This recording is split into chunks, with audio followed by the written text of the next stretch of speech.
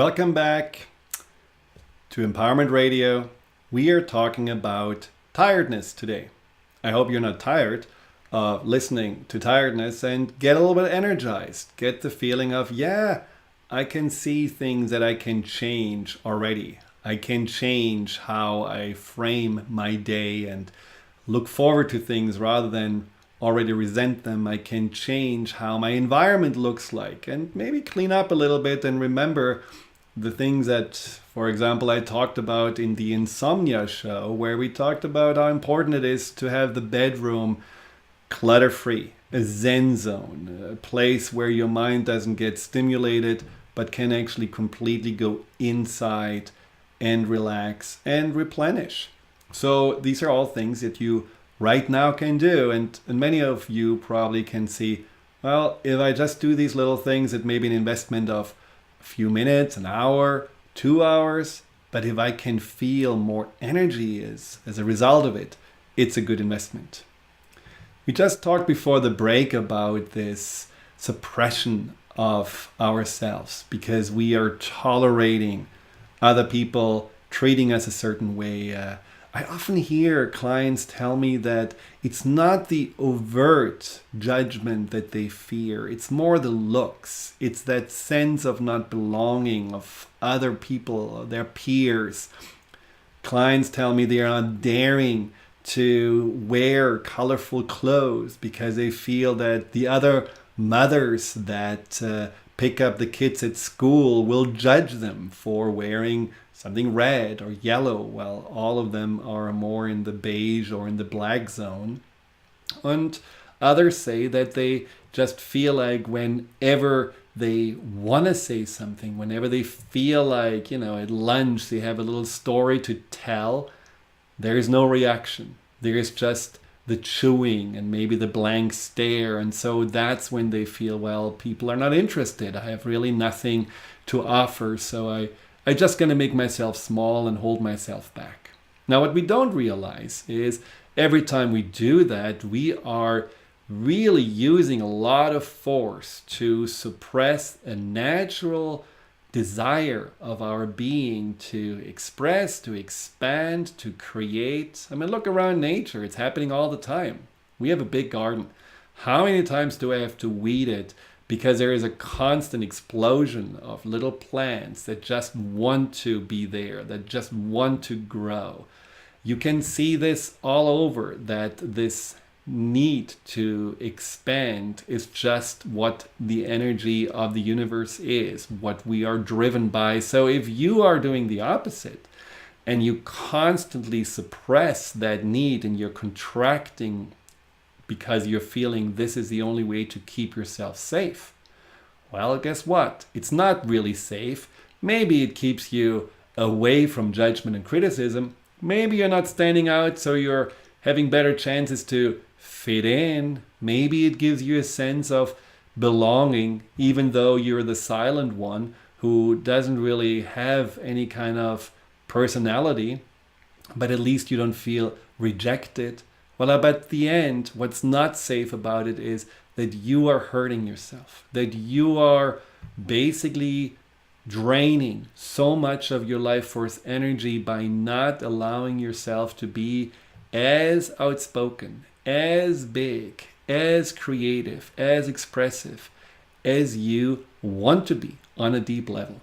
So how do you fix that? What can you do about it? Well, obviously, because it's scary to do any kind of change, we do this in small steps. Now, besides addressing the root causes, and I talked about that this is something that we can certainly do in sessions, but besides that, you want to really take the steps that immediately make some kind of impact on you. I talked about this client who started a conversation with her husband that she also felt somehow suppressed by, just by his apparent negligence. Well, this could be you doing the opposite of what you used to do.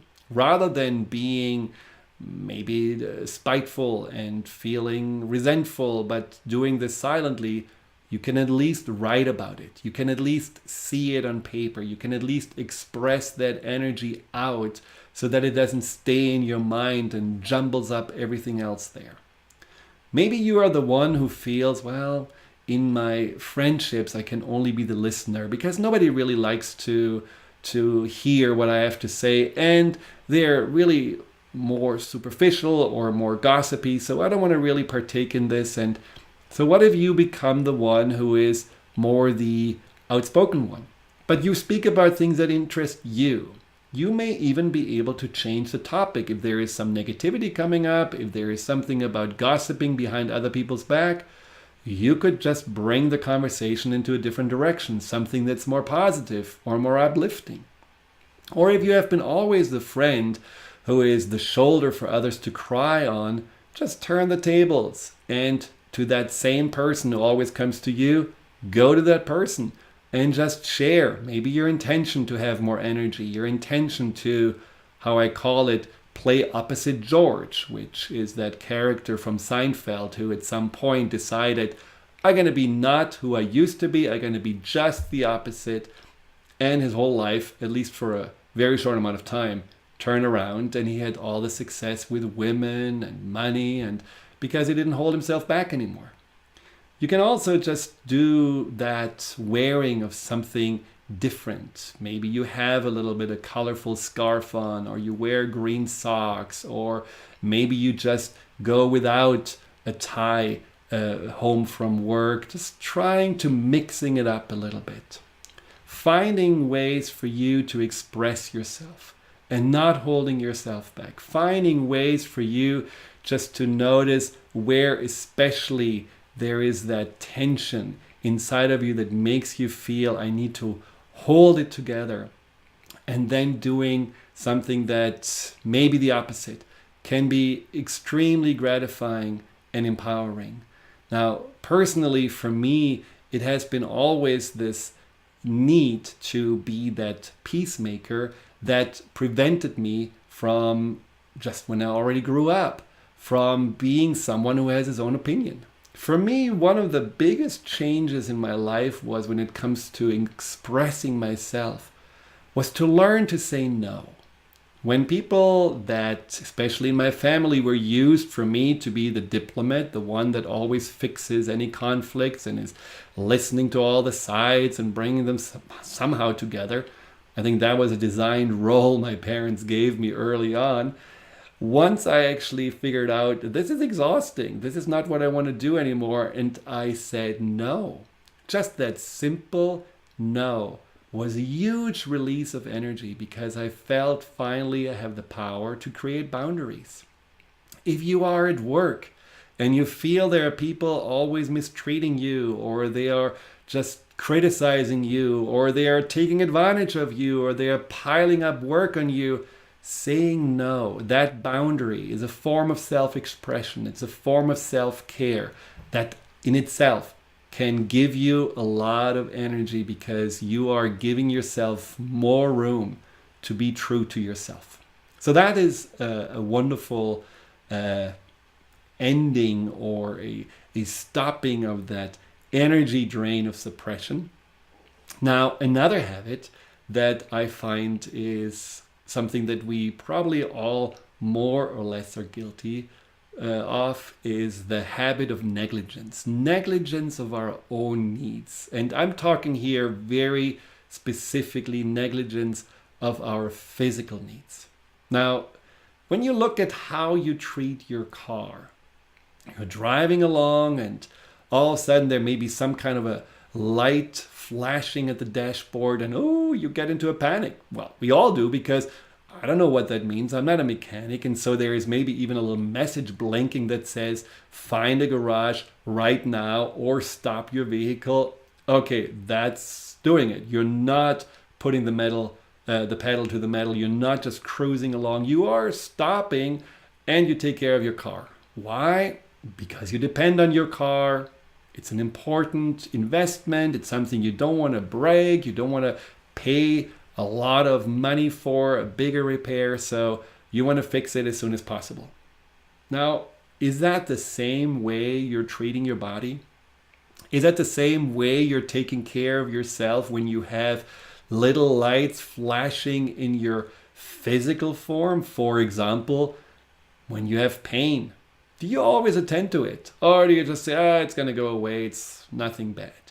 Or when you feel like you are hungry, how often do we just override that very basic sensation and feel like, no, I don't have time for this, I need to attend a meeting, or maybe I'm shoving something inside, but I'm not really listening to what my body wants.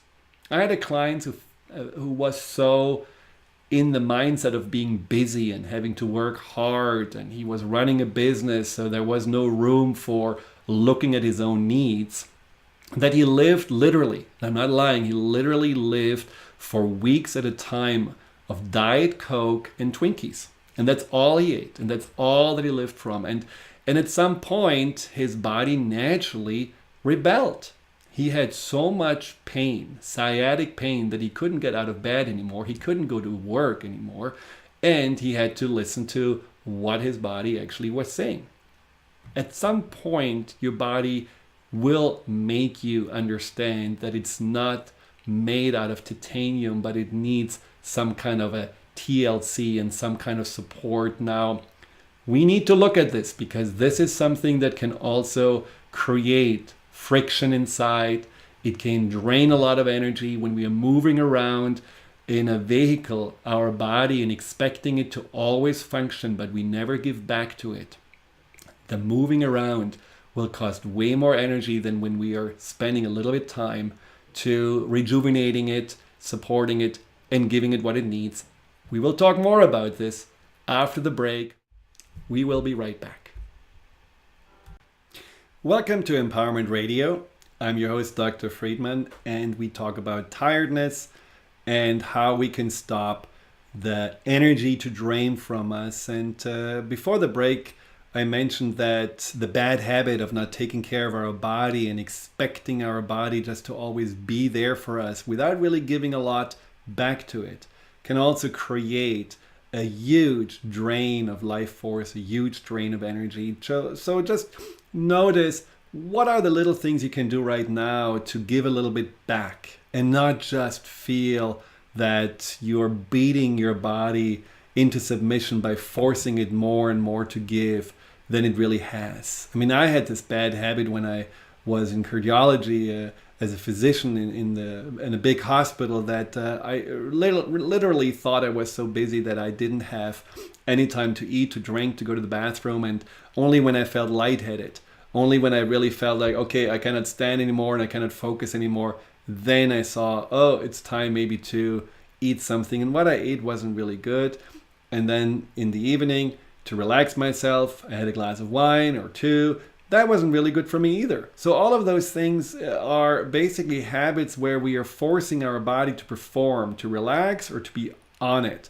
Whether it's we are pushing it with energy drinks and caffeine or chocolate, or we are just forcing it to relax with self-medication. At the end, it really doesn't get what it needs. So pay attention how you can feed your body more, how you can give it more rest. Maybe your body tells you it wants to eat something differently. Maybe your body says, I want to have more water. Just listen to your body. These are things you can certainly explore. And if you have any questions, just email me at info@thefearandanxietysolution.com. Also, if you want to do some work on getting unstuck and learning to feel more stress-free, more confident, and ultimately also more self-loving, we can work on that. Just set up a free phone consultation with me, and through emailing at info@thefearandanxietysolution.com. The last point I want to make about the habit, and there are many other habits, but these are 5 habits I was guilty of, and I think most people can relate at least to 1 or 2 of them. That last habit is that habit of not giving us enough joy. You know, there's one thing to go through the maintenance of life, and life is often about just maintaining. It's starting with cleaning and eating and going to sleep and brushing the teeth and going to work and keeping up the house, and it's a lot of maintenance. And at some point it just becomes kind of a drudgery. It becomes kind of a routine, and that in itself can create this friction of what's the point? Why am I doing this anyhow? If we don't have any goals, if we don't have anything to look forward to, if there is not something that puts us in tension, meaning that we have an intention that pulls us forward towards something we can maybe enjoy, whether it's just taking a new class and feeling like, well, I always wanted to learn glass blowing, that would be cool to experience, whether it's a vacation that you have planned, whether it's maybe that you're saying, I want to also expand my knowledge at work and maybe take there that what I'm offering to the next level. Have goals, have certain things that bring you joy, certain maybe routines that allow you to make your life more colorful. All of those things give us energy. How do we know that? Well, how did you feel when you were truly in love? That feeling of that young, blossoming love. You just feel excited about each other. You feel you have an agreement, but you're still having a little insecurity. I mean, whenever I was in that state, I had all the energy in the world and I couldn't really sleep. And probably I was on adrenaline a lot, but it was something to look forward to. There was just really this drive to explore, to find out, to move towards something that my heart desired. That's just one of those examples that tells you that it's also important to stop the drain of that just living from day to day in this routine, but it gives you energy because there's something internally mobilized that wants to again create, experience, enjoy. So make a little list of the things that you used to enjoy, things that you remember. Oh, that was fun. I liked that. Walking on the beach barefoot, meeting friends on Sunday morning for brunch. Why don't I do this anymore? Going with my spouse on a date to movies and having sushi afterwards. We haven't done this in years. Bring that back. Make a list together with the person that you're with and then commit to at least once a week. Do one of those activities because that brings also just such a positive and in many ways life-affirming, life-rewarding energy back into your life. So what I would like you to do is just for 2 minutes, close your eyes, unless you're driving or working on heavy machinery, and allow yourself to scan across your day-to-day or the days behind you and look for those energy drains. Look for the drains that you can see really have been ultimately responsible for your lack of energy, maybe your lack of enjoyment, your lack of maybe even hope. Can you see that there is resistance, that you are looking at certain situations in your life too negative, with the expectation it's just going to repeat itself without feeling that you have the power to change it? Has your environment been draining your energy by you just allowing it to become chaotic, piled up, feeling there is clutter all over the place or unfinished business that you somehow have procrastinated around? Do you feel that you have been allowing people to treat you in a way that you really deserve not? You feel that you deserve more respect, more kindness, more support, but you haven't really spoken up for yourself. You haven't expressed yourself. Or do you feel in general that you have been holding yourself back, that you have been suppressing your need to be that fully actualized, authentic self, which we are all striving for? Have you ignored your body? Do you feel like that you were just not really paying attention to what it tries to tell you? Your body is your ally. It's not a utilitarian vehicle. It is ultimately your friend, who communicates with you all the time, but if you're shutting your friend out, if you're not paying attention to what it says, how can that be a healthy relationship? How does that not create conflict and struggle inside that again drains a lot of energy? And finally, have you looked for enough joy in your life? Have you enriched your week, and maybe even your day, with little pleasures, little things to just look forward to? Maybe you know right now it's a season of blueberries or blackberries, but they are $4.50 and you just don't allow yourself to have them, even though just the thought of them makes your mouth water. Maybe you know there is this walk that you really love and it always replenishes you, but you feel like, oh, there is so much work at home, I cannot allow myself that pleasure. Allow yourself and your life to be fed by things that you look forward to, just like you want to feed your body with things that nourish it. Allow yourself to gain energy by getting out of the rut of the sameness and mixing it up, making it more interesting, having goals. Feel that you can be like this woman I saw the other day at a wedding who was 76 years old, but she was dancing with the 30-year-olds. She was rocking it out. She was in the center while everyone was clapping, and she was just agile and fun, and she didn't care about her age or what it looked like.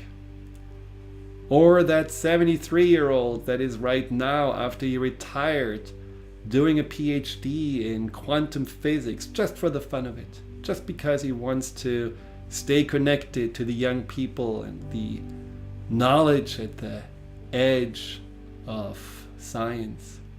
Just allow yourself to continuously look forward to something, have little goals, allow to express your joy, your heart, and notice how it will give you more energy and a greater sense of fulfillment than what you may have right now.